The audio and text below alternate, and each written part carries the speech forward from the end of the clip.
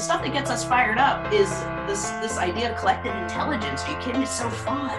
And your brain's different than my brain, and let's put it together and let's bring our hearts in it so that we have kindness and compassion, and holy moly, are you kidding? Throw out homework, worksheets, ominous buildings, hall passes, herds of students, grades, all of it. What would you build? If you start with the amazing thing that is a young person, how would you honor all of their strengths and abilities? How would you remember that this is about them? If Dewey was right, and education is not preparation for life, education is life itself, we need to do more than read books glowing. We need to rethink living. Welcome to the Education is Life podcast, where we're having honest discussions on the state of education, where it is, where it can be, and all of the stories in between. Welcome back to Education is Life. Rob here. I'm with Andrea today. Andrea is a clinical psychologist with a very interesting background. She was on our advisory board when we first started the school, so she knows what we're about and what we do. And she's been doing some amazing work helping people to work with their mental health challenges and be able to navigate the complex world that we live in today. And today we're going to talk a bit about what are the skills that people need to be able to navigate the world and to be full humans, and what schools can be doing about that. Welcome to Education is Life, Andrea. Oh, thank you. So can you tell the audience a little bit about yourself? Sure. I am trained as a psychologist, so I have a doctoral degree in clinical psychologist, work as a licensed psychologist currently in the state of North Carolina. Previously worked in Pennsylvania for many years, working primarily in a private practice, and also for 11 years in higher education, worked at a small liberal arts college in a counseling center.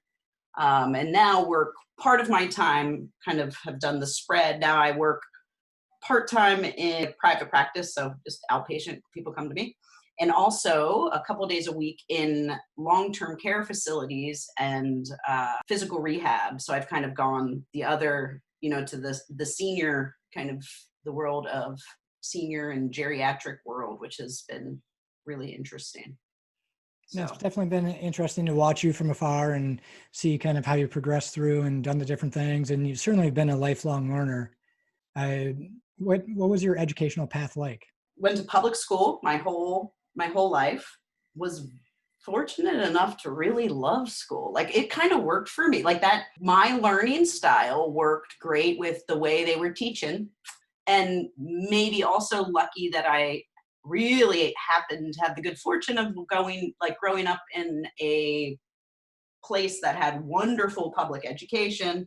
So I graduated with a class of 68 kids. So essentially it was like having a private school, but public, I happened to just be really lucky to love school and really like learning. And I think the way things were taught in a pretty traditional way really worked for me. And then I went to college, played field hockey, played Division I field hockey in college, had a scholarship. And then I went on to graduate, got a master's degree in clinical psychology, then went on and got a doctoral degree. I have a PsyD versus a PhD. The difference is the PsyD is more practitioner scholar model versus PhD being more of a scholar practitioner model. So is one more applied, focused on the applied side, and the other is more theory? A PsyD, you spend more time working with clients. Yeah. I don't say applied psychology because that's kind of its own whole area. So that language, I know what you mean, but maybe more practitioner oriented versus more research oriented. And is that something you always knew you wanted to get into, or when did you start realizing you wanted to do that? When I was little, I thought I wanted to be a child psychologist. That's what I would say. My stepfather. Did you help all your friends and so what are your problems today? No, absolutely not. I don't like that.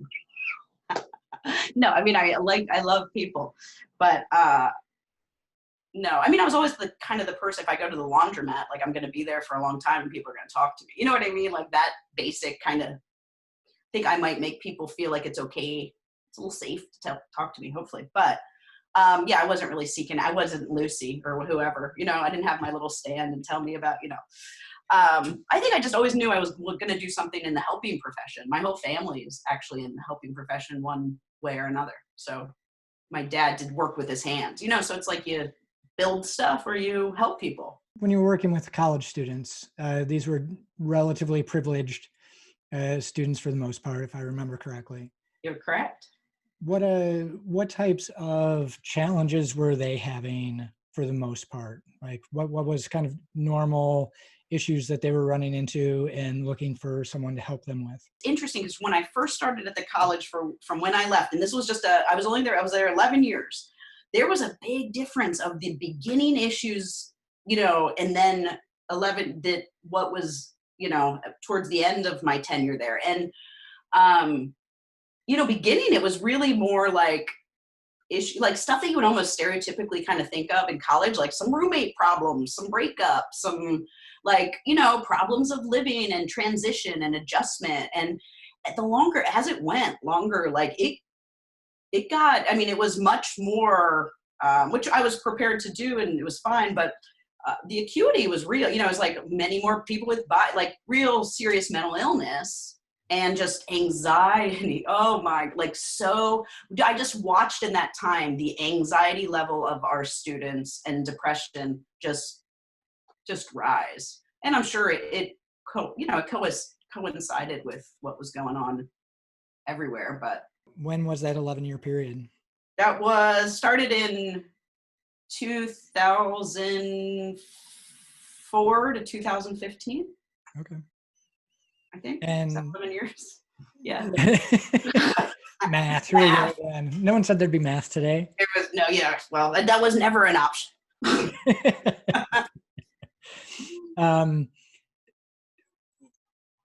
And you say that kind of coincided with like a cultural rise. Is that what you meant? Like, I think so. Yeah. At least everyone in the field I was interacting in, like you go to other college mental health thing, and everyone was seeing this, like this change. Now in that time period, that was the first time we had that Virginia Tech shooter thing happen. We had like a lot of change. Also, when I began, everyone was just getting into like Facebook, like that was just kind of really started, watch the rise of the social media, like all kinds of things.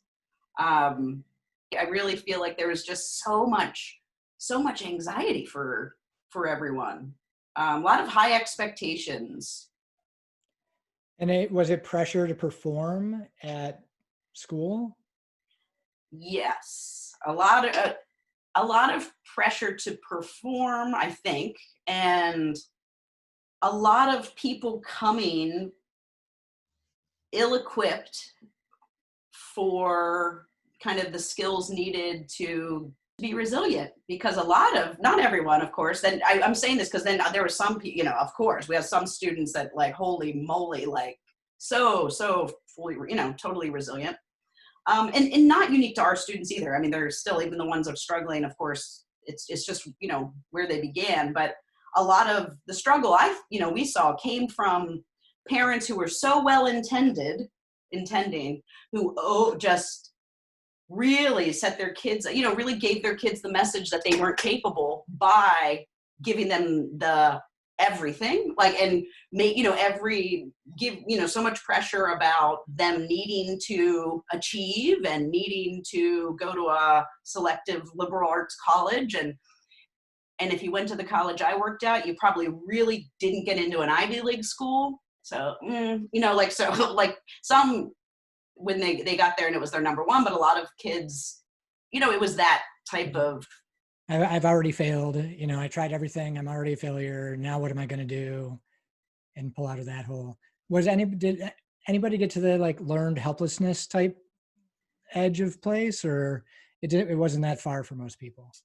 No, for some, but I think it was more, I think so many kids didn't even know what they really wanted. They just knew that they had to, it was so much just about, they had to get to a certain level. They had to, well, I say they have to achieve, but it's almost like they just, they have to get good grades. They have to perform, and everything's so stressful because they really had a lot of support before they came.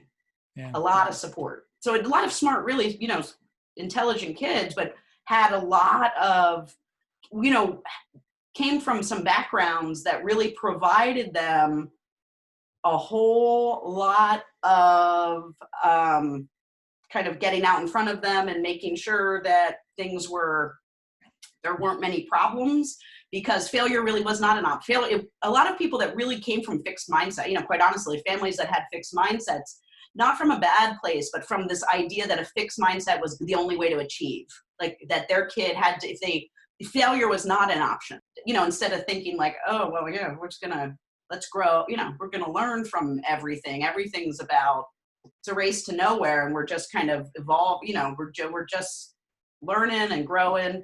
A lot of that like zero-sum game idea, like you got it. Talking about like college admissions, I didn't get in, or this was my best school and like I need to really perform, or like this was my fallback school and holy cow, why am I here and I'm still struggling to perform here. And where's mom and dad to come take care of everything? That was like the age of the helicopter parent. You absolutely got it. You have it. And then, we said the curling parent, because even just getting out in front of the kid to like take the sweeper away, guy going with his little brush. Yeah, to take away any challenge, which of course in my field is like, like we want some resilience and grit, man. Like some things have to be hard and you gotta like, find a way to overcome them, because I had so many kids that felt so incapable, and it was because so much was done for them, and they were capable. They needed some support, but it was just an interesting time to see. And also during that time, another huge thing that happened during that time is I was working at one of these schools, 2008, when that crash happened. There was also the families were, Yeah, no, I think one of my old colleagues' line was, don't be hard on the person, be hard on the problem, unless the person is the problem. Right? Two different things, right? But yeah, no, right on. I think, so many young people grew up in that. When you grow up in an environment where you feel like you could do something, but you're not allowed to because your parents are so afraid you're not going to do it well enough. Right. You do develop that, like, am I capable? Even if you don't feel you're not capable, you certainly question whether you are, because you haven't been able to show that you can do it. You haven't shown your parents, you haven't shown yourself. You don't know if you're really capable or if you're an imposter. And that takes a lot of that agency taken away when you're young kind of shows up later in life as like, oh, now what? And I think once the No Child Left Behind stuff, which I was a fan of in the beginning, because I'm a big kind of data person and let's figure out what's wrong and all that. But it became so much about performance at every level, and performance at only what was on the test. And so the test covers so little in the range of what humans are capable of doing, but those are the only things we're going to talk about. And if you're not doing the stuff it's going to take to get good test scores, like, we're going to medicate you, we're going to yell at you, we're going to kick you out of school, we're going to put you in special ed. There's one path, and that one path is good test scores. Right on. And when we were growing up, at least in where I grew up, that certainly was not an issue. There were some families who were like, my kid needs to strive. But I think where I went to school, which is a nice suburban place, they never sent anyone to an Ivy League school, right? And this was all upper middle class, and like, but there was no, like, we played after school every day. We went and just hung out with each other in the woods. Like, can't even imagine parents letting their kids do that anymore. And if you go to college, great. It'd probably be better if you did. But college isn't for everybody. And you find your own way in life. That was kind of the environment that I grew up in. And we didn't, and I don't know, I'll have to get a nutritionist on or somebody and talk to him about, like, we didn't have all these allergies either. And I don't know how much stress builds into that piece too, because stress just messes with your body in so many different ways.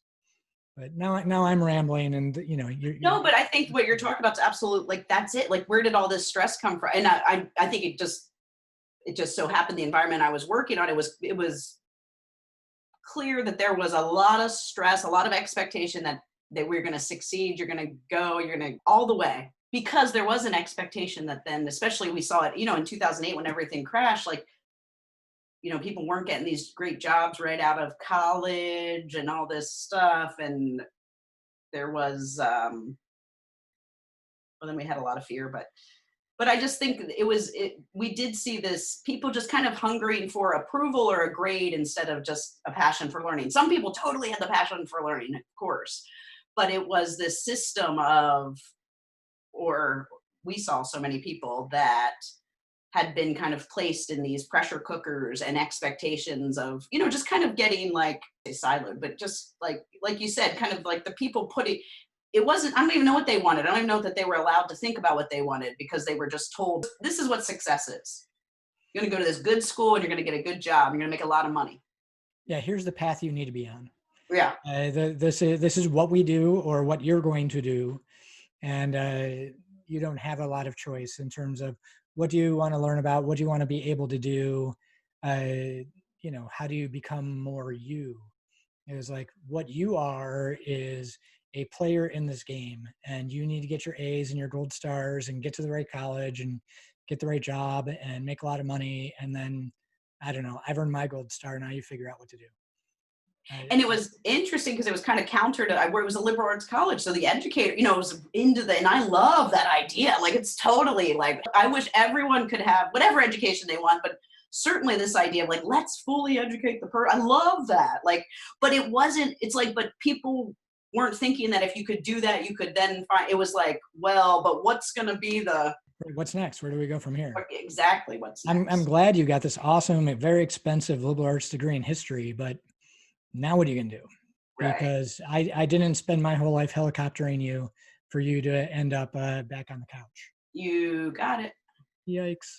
So when you were working with them, and again, I mean, you weren't working with the entire student population. You were working with the people who were struggling, right? So I don't want this to like be painted as like everybody was having all these problems, like, but these are the people who you dealt with. And seeing that increase over the time you were there, I think is definitely something of a trend that was seen overall. And I think the environment in which those young people came up through certainly played into that. What did you have to do or work with them on? What type of skills did you do to help them, kind of heal and be able to face not only what they were in now, but become healthy and thriving people down the road? Yeah, and I would like to say also though, there were many people that came because they were totally into growth, like they were like knowing that they could take advantage of this. Here's this opportunity to take advantage of doing this like real big growth work. So that was really fun too. Oh, but awesome. I have to hit on that too. With so many people, it's always, I like to say with all my people, I'm kind of helping them, I like to say, get the user manual to their head. So, first of all, helping them really figure out like how do they want to be in their life, really, right? Like, how can they have happiness and contentment and to be free from the suffering they cause themselves? Life has suffering and that's okay. And to do that, it's kind of like really help people to identify, what's their core beliefs about themselves and the world, and do they believe it? Because that age group is, right at when we're trying individuation. I mean, that takes a long time, but that's like becoming an adult. So where you're really, for the first time, really encouraged or allowed to, or you begin to really begin to look at like, this is, we only learn one way. So it's kind of like from, our families of origin and the environments we grow up in, and it's okay. It's what we learn, but we want to expand. So you begin to like question or look at, hey, is this my truth? Is this true? Because a lot of the struggle for so many people comes from this dissonance, which is they were taught something, they introjected it, which means swallowed it whole, like of whatever was the belief or about themselves, the world, whatever, and they don't believe it. But they're trying to live it, but they don't even know that it's like a belief they're trying to do until they have an opportunity to kind of look at it, So it's like a lot of cognitive stuff and, identify, challenge, replace these cognitive distortions, these thinking errors, these core beliefs that don't work for you, that kind of idea. And then with everyone also, I'm really into kind of, I say like linking up your head, your heart, your gut. So this is just helping people have this integration and to be able to be embodied as well. So really in learning how to not just be so stuck in their head, which of course, many of the people that came to me and lots of us people are very, very identified with their thoughts, so they're just so in their head and they think stuff long enough and they believe it, it wasn't until my early 40s where I realized like my emotions didn't have to be rational. Like that's where I was stuck in my head, right? Where like emotions are not even secondary, they're more like tertiary. And, mind over emotion. And if they don't make sense, I should be mad at myself for having those emotions. And so it wasn't until my 40s where I was like, what? I can just feel this feeling and have it be without judging myself for having this feeling. Uh, Right on. No, that's huge because we don't learn that, right? So we don't learn that. So that's what help people, I with the thought stuff, recognize we aren't our thoughts. That'll change people's lives. We are not just our thoughts.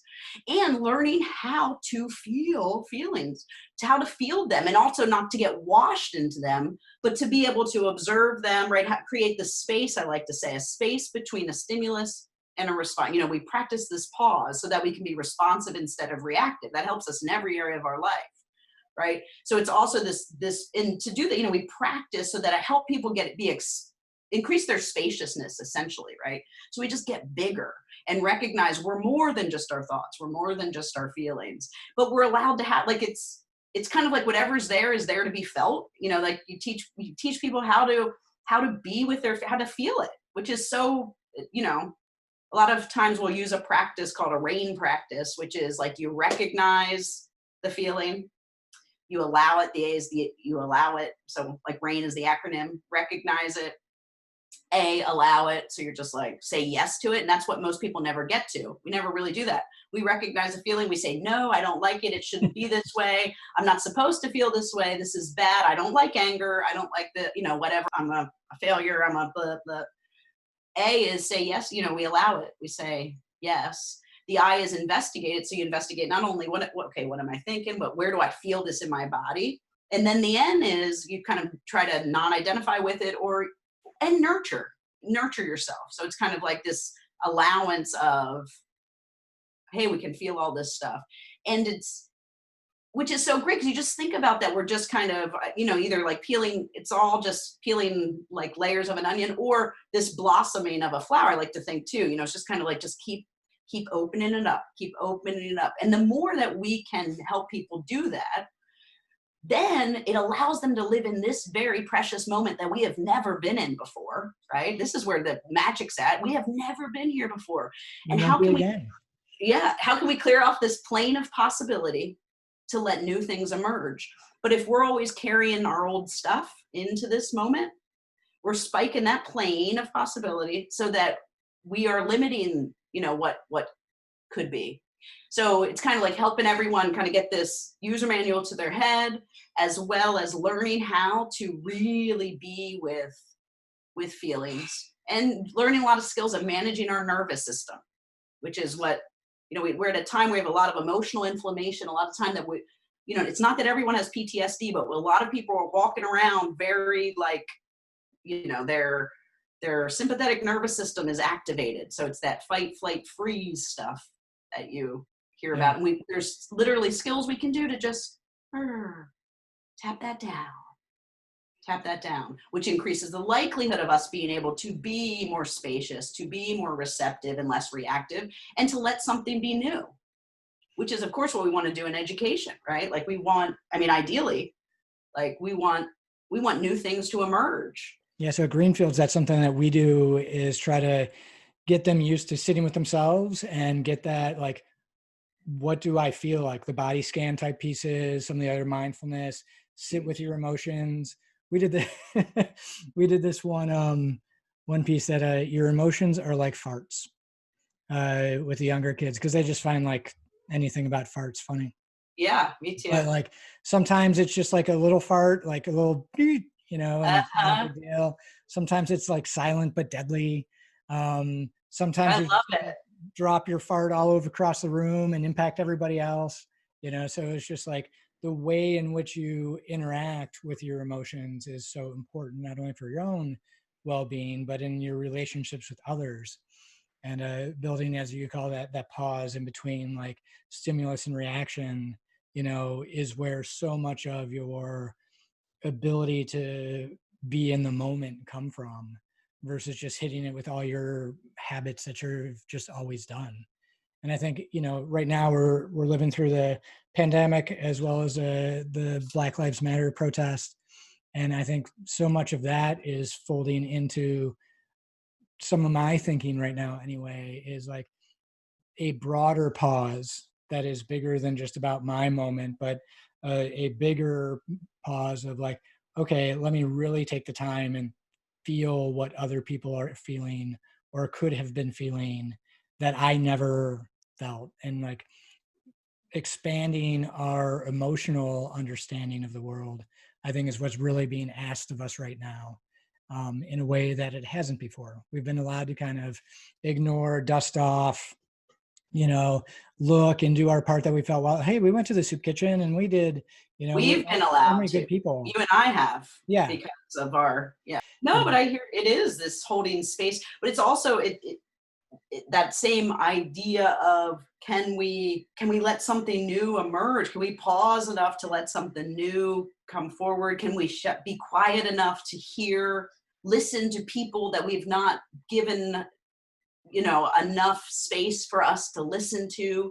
And when I'm saying I'm saying, speaking from this place of privilege and kind of this old system that really is ready for something new to emerge. And that I guess that gets me really hopeful. So if you like what you're hearing, or you don't, and you want to come on and talk about it, go ahead and visit greenfieldsacademy.com and let us know that you want to be on the podcast and you want your opinion to be heard. I'd love to hear from you. I feel hopeful for the first time in a while. And I know a lot of people are just scared, like ridiculously scared at the same time. But the idea that we have become such an opinion-based society, and that's like the lowest level of knowledge, right? Where it's just like, this is what I think. Well, okay. Um, and moving more towards like an empathic society where how do I know enough to really understand at a broader scale? And I think to get there, we need to get back to listening.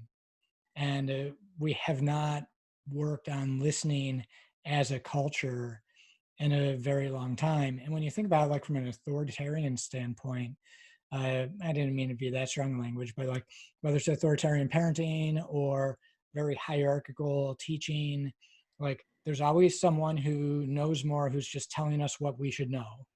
And we don't have that space to be like, who am I? Who is everybody else? Who's this person next to me? And, you know, it's all about like, what am I supposed to say? What am I supposed to know? And who can tell me that thing? And I feel like that's where a lot of social media is right now too, where it's just like, hey, look, someone who has a similar belief structure as I think I do just put this out, so I'm going to share it without even thinking about what it was. And it's just like, it's crazy out there.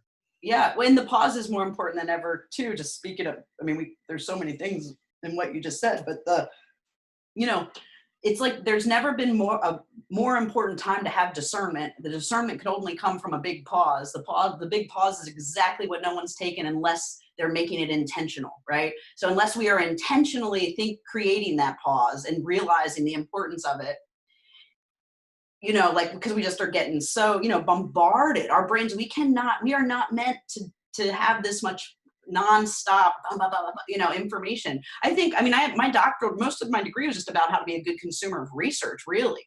But to do that takes like a lot of time, like, oh, you read, like, you learn not to believe everything you read, even when it's in a peer reviewed journal. Like, but it takes time to do, like, it takes a lot of time and thought and discernment to do that, right? And it's just like, that's exactly what we don't have right now, is just, it's coming so fast as far as the information goes. And I know we're like, there's 100 levels of what we're talking about right now, and I don't want to skip it. You know what I mean? I don't mean to. It's so hard. Like, yeah, we could go on for hours because you do have like I feel like we're in a moment where we are paying for the belief that science doesn't matter.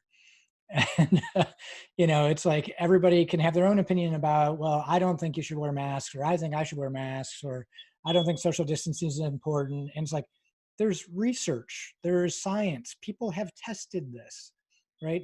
Like, again, your opinion, I don't care. And I come from a school where we talk a lot about like you matter, your opinion matters, your actions matter, right? And so there's this big balance between uh, being you and being a full you, and that you matter.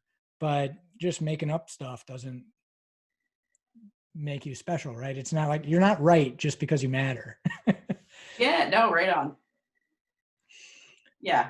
So yeah, lots and lots of stuff in there, and so we can. I think we can agree that facts are better, and taking the time to sit with those too, right? Because facts also Yeah. are. And they change too, right? Like this is Yeah, about being a good son. What I've, I mean, the more you know, the more you're absolutely sure you don't know, because there's so much to learn and it's so exciting where it's just constantly exciting. Even I mean, science, we think we know, so we learn more. That's why it's like, can we hold space for new things to emerge? But to do that truly, we don't need anything to be true or not true. We have to, because, so if you've got no dog in the fight, if you don't have some system built around something being true or not true and making this money, and this money means that it's got to go this way because we got too much in it for it not too big to fail. We got too much in it for it not to work. If we can truly all together hold space for letting new things emerge, right? and I So feel like we know what we know today. It might not be really what's true tomorrow. I mean, seriously, right? Like that's no, that's a big, like the structure of scientific revolutions, right? I mean, it's a awesome. very well-known book about like how things get set up and they fall down. Um, you know, the whole idea that Earth used to be flat. Well, I guess some people believe that now again, but they're wrong. Let me just state they are wrong. The Earth is not flat. Um, but I've never that sailed to the end. I don't know. I might fall. Just joking. no, and I apologize. No, I don't. I don't apologize to any of you out there who think the Earth is flat. So go back and do some actual learning. But that holding of space, and that tying out, you're getting stuck in your head and a narrative that someone else has given you, I think is the thing that you have to fight against. One of the areas of psychology or therapy that really intrigued me for a while was narrative therapy, Hmm. and figuring out what is the narrative you're showing up with, because you're constantly trying to make that narrative correct, and Yes. that's the filter, and all I want to hear is stuff that's going to reinforce what my narrative is. And that could be a belief structure narrative, that could be I'm a horrible person narrative. Like, it doesn't matter, it's just what you believe, and your mind works pretty hard to make that true, in addition to Confirmation bias. filtering Yes. in the stuff that reinforces it.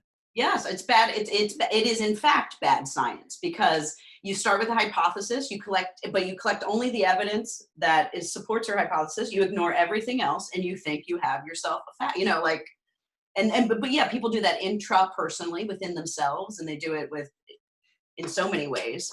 But it is that it's an invitation, like really to begin to learn what are these things that we are narratives, right? And to constantly ask yourself, is the story I'm telling myself true? Is this true? Is there another way to look at it? Am I safe enough? Do I feel safe enough? Can I hold space? Can somebody hold space for me and with me, right?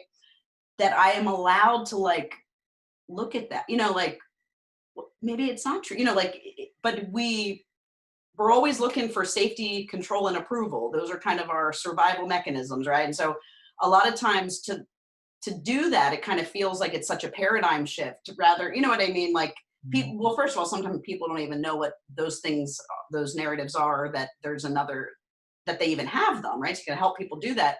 But also making people feel safe enough that it's okay, that it could be different.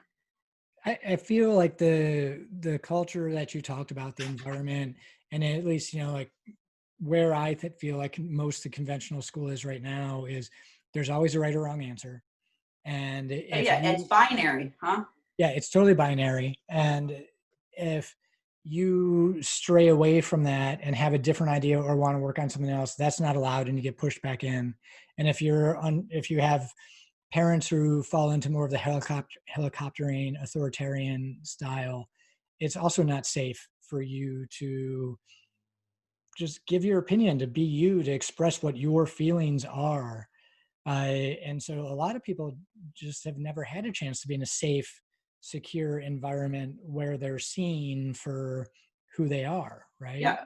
And I Well, think that absolutely. how can we create that, right? How can we create that space? Because I feel that it's only in that space where you can combine the heart, the head, the heart, and the gut, Yeah. because they otherwise they operate in these. They're never aligned. They're always like Right. operating Well, on a fear basis. yeah, you're talking about integration, right? And integration is well-being, right? So how can we be flexible, adaptive, have some coherence, be energized, and have this stability that you're talking about? Like, so it's less chaos, it's less rigidity. And I mean, at the real ground level is that idea of secure attachment, which is this ability, that's what we want to provide. Ideally, it would be one if every kid could feel seen, be safe, and be soothed. That's what leads to secure attachment.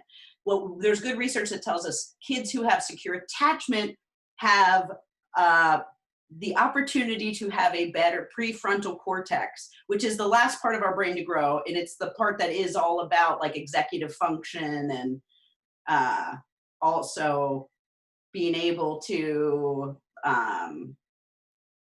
be emotionally balanced, understand, be responsive instead of reactive, kind of intuitive, hold each other's feelings, all these things. And that's kind of why you're doing the mindful awareness work, which is, like any kind of mindfulness stuff is a way to grow in that prefrontal cortex. But those things are so like that's huge. And if we strengthen that, people that really have a strong prefrontal cortex, right, ideally will have more kindness and compassion. It's what happens from it. That's true integration. When we are really integrated, we can have more kindness and compassion.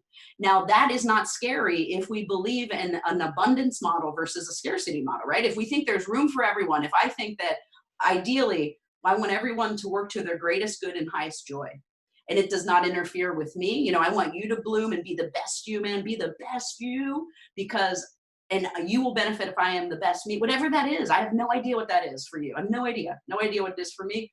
But like giving people the opportunity to find what that is and trusting each other enough to emerge that way and believing that together, me and you, like us, must like interpersonal neurobiology, a whole area that is all about like you and me, we, right? We Me and we. Yeah, I didn't make that up. It's a thing, but it's the we of it all. But that essentially, it's like there is room for everyone And there's to. more than room, right? If we focus on the we, Yes, it's the idea that the sum is greater than the parts, right? And if we can be stronger as a group, and we can hold space better for each other as a group, and we lift each other up and want each other to be the most them they can be, absolutely. then Are you kidding? We could do scarcity anything. goes away. Scarcity goes away so quickly, right? I Yeah. mean, so quickly. And Oh even yeah. the idea of scarcity is like, you know, I need to get my piece before somebody else does. I think it's economic and it's become emotional, right? But it's not true. It's not the truest true. It's not true. Well, you say that, I haven't thought about emotional scarcity in quite the way you just mentioned. What that made me think about was the people who talk about, I don't know why all these people on Facebook only share happy things. Because I know their life isn't just happy. It's like, I don't know. I struggle with that because I'm like, why can't you be happy for they're happy? Right. And like be in a spot where we can lift each other up seems like so much stronger and so much of a better place to be, where if we can celebrate each other's joys rather than want to like poke at them and tear them down, then it like, whoa. Yeah, no, exactly. But celebrating each other's joy and feeling like that much like equanimity, like it is a high level thing to do, but it's available for all of us to do. It's also the easiest thing to do, and it is the most there like the joy of someone else's joy is the greatest feeling that exists. There is no better feeling than that. Seeing somebody kill it, like do awesome, or when you see somebody just like being them or doing so, oh my, like if you don't think, and if you recognize that we're all connected, here we go. Like this is true though. I am you and you are me, and we are all connected, and we are just now beginning to really understand more and more and more how much we are truly all connected, right? Truly, truly. It's oh my gosh. I mean, that's why we can't help but be hopeful, like because it is so exciting if we can recognize that, like holy moly, like it's so exciting. But, one of the questions that we ask on the podcast is, what are our obligations as parents? And when you talk about that, the joy you have from someone else's joy, I feel like the place most people can see that clearly is when they see joy in their children. That's the easiest place to be like just bountiful in your joy, is like to see your child be joyful in what it is that Yes. they're doing.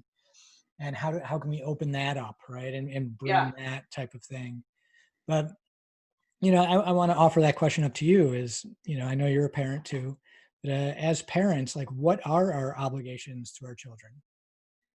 I mean, I don't, I guess the basic necessities and secure attachment is what I going for. The other, I have no idea, because let's not get in the way. I don't like get out, be love them enough, teach them. I think you do need to, the basic necessities again.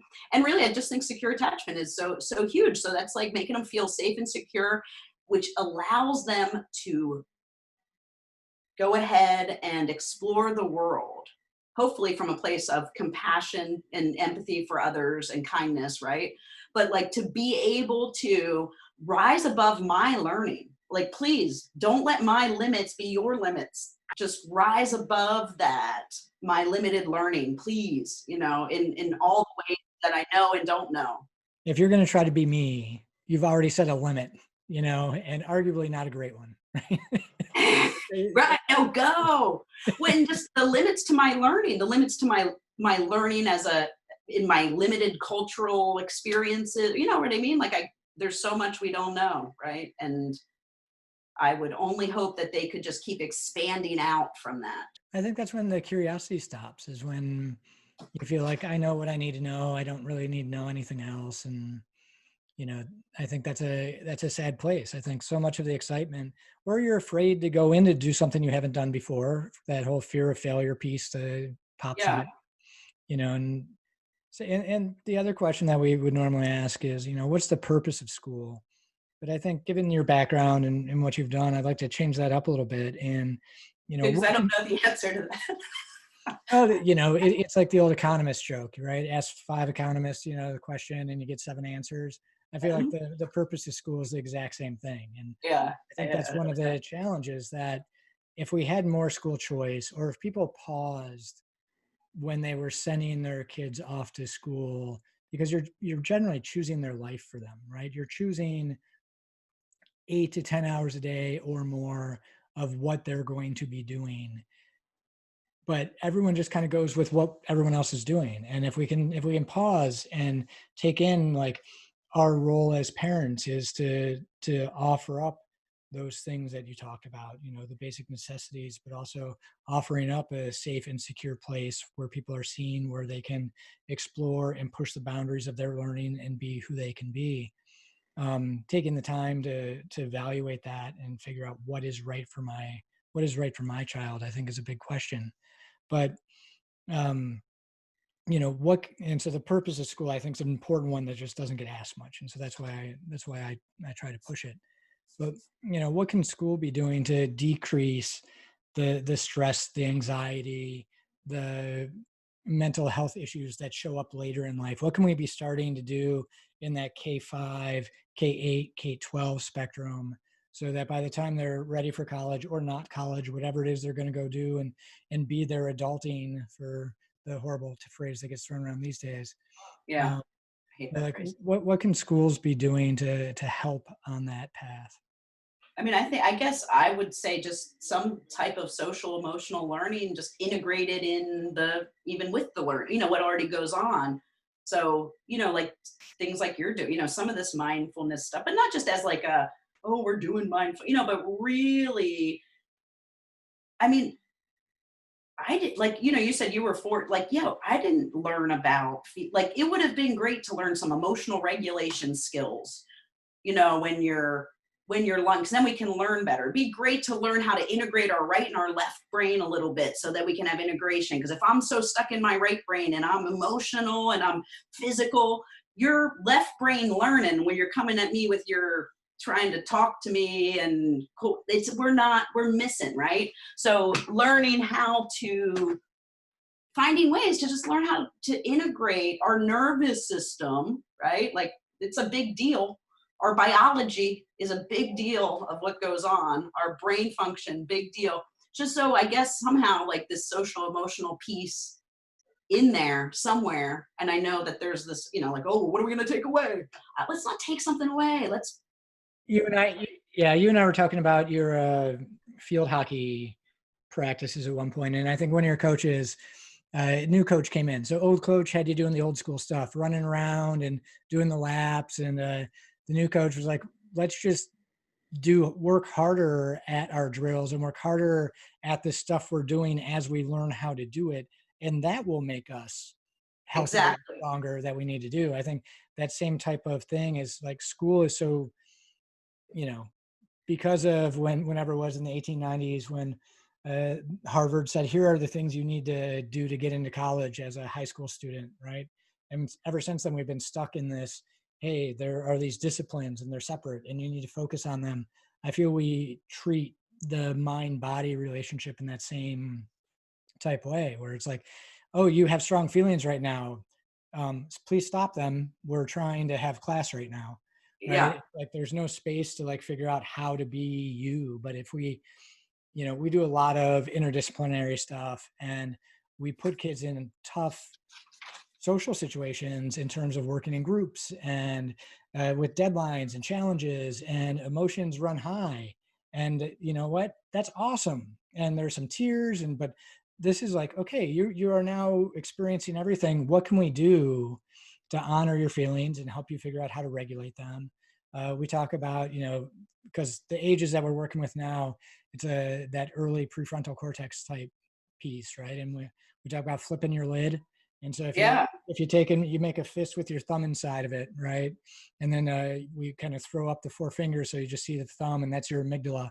Like, Yeah. this is what's happening. And so now what we're trying to do is like use our prefrontal cortex to come down and cover that amygdala up again. Yeah. And kids love to learn about that stuff because it's What's interesting. yeah, and And there's it's about serious. them. Yeah. You Yeah. name it to tame it, like let's not be afraid of it. But it's all going on, right? So I mean, like all that, it's all happening. So it's kind of silly not to acknowledge it, right? Like, but I think there's ways that we can, without it being like it doesn't have to be I just think it should just be incorporated, I guess. And just the social emotional stuff can be incorporated in a way that just makes everything juicier, like just makes it everything a little bit better, Yeah. because it just allows for the full development of the human, really sees, the full person, and helps them develop skills. Will help them, talk, I think in general, like, like you think about schools like developing citizens or whatever. I don't know. But I think you'd be a better citizen if you have some of these skills of like being able to manage your emotion, pause, let me hold space for you. Let me, let me understand how to regulate my own emotions. Let me make room to hear your experience so Right. that we can really, I mean, what are we really after? Like this idea, the stuff that gets us fired up is this idea of collective intelligence. Are you kidding? It's so fun. And your brain's different than my brain. And like, oh, let's put it together and let's bring our hearts in it so that we have kindness and compassion. And holy moly, like, are you kidding? Like, what do we want to do? Like, if we all are together, if there's room for everyone that way. And I don't think that's just like ridiculous hippie stuff. I think it is so available. But we've our systems have not included to our, to people's deaths and to all of our detriments, have not valued all voices. And we have so much to learn from each other. There's just so much room. Yeah. I mean, we've spent so much time focusing on growth in the economy, growth in wages, growth in consumer spending, very little time focused on growth in human interaction, growth in quality of life. And I think you see it. We have just a lot of struggling people, but there's so much low hanging fruit to be able to pick up, and that celebrating each other's joys, but also like what we're touching on right then was it making space for other people's sorrow, right? When someone is down, like what can we do to bring them in and honor that and help them move on and support each other and community, lift each other up as whole humans and build that community. Absolutely. Yeah. Well, that's what we're aiming to do on both sides of this call. So appreciate all the work that you're doing, Andrea, and keep it up. So glad you were able to come on today. Well, thank you. That was fun. Thanks for joining us. If you enjoyed what you heard, please subscribe and tune in next time for a fresh new episode of Education is Life.